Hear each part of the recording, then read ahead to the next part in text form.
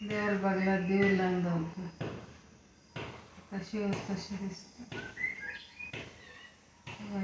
அப்பா அம்மாவை காணோம். லட்சுமி நாராயணா, அம்மா குளிச்சுட்டு இருக்கா, வந்துடுவா. எங்க போறேன்? என்னை கூட்டிட்டு போங்க.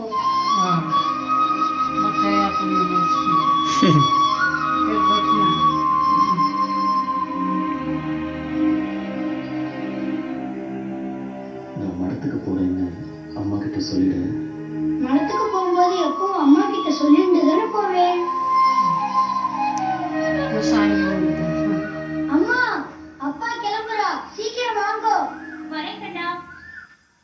லட்சுமி நாராயணா, அம்மா கிட்ட நான் போற மட்டும் சொல்லு, அவ புரிஞ்சுக்குவா.